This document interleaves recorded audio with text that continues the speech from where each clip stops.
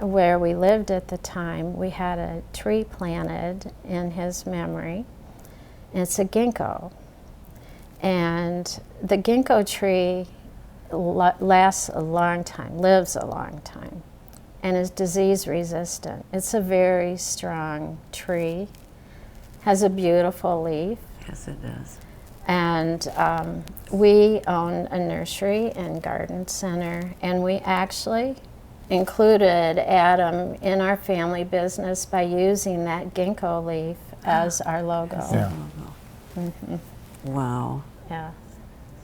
How special that is. Mm-hmm. So each time you look at the Absolutely. logo, there's Yeah. Adam. Right. Yeah. Right. Mm-hmm. Yeah. So he was never far from our thoughts. Yes. And still is very close. That's right.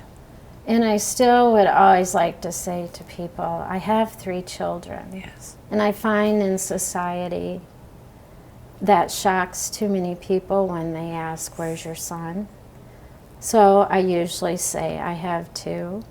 People just aren't ready to hear about a baby who has died. But we always think of him as our 3rd Sure. child. Mm-hmm. Mm-hmm.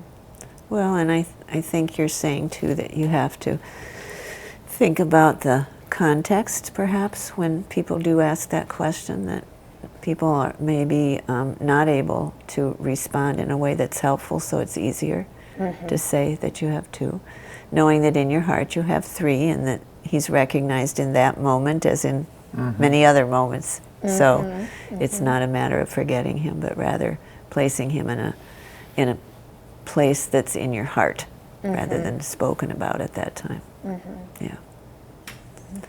So do you want to talk more about what led you to Adam's Hope and the special education that you're providing for genetic counseling students? Well, first of all, the word hope, I think, is a wonderful choice for the program. I think it's a very strong word, full of optimism.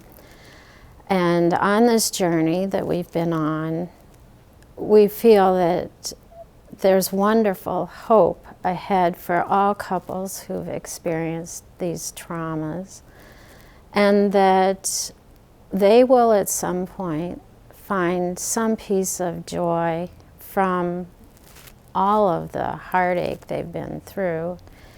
It took us a long time. And this is a piece of joy for us, to be able to have the genetic counselors go out and help families. Little Adam's just doing a wonderful thing. So. Yeah, I think so. And to see these young people enthused and going forth with what they want to accomplish, and just to be able to be a small part of that and help these students then leverage that and expand upon it is exciting for us to think what we're able to do with a little program we started back in '07, I guess. Yeah. And it's, you know, there's a different story too, how it's already evolved directly with our family, with Molly. And we never, I mean, you can't make this stuff up. That's true. Yeah. Last year, Molly informed us that she was expecting her 3rd child.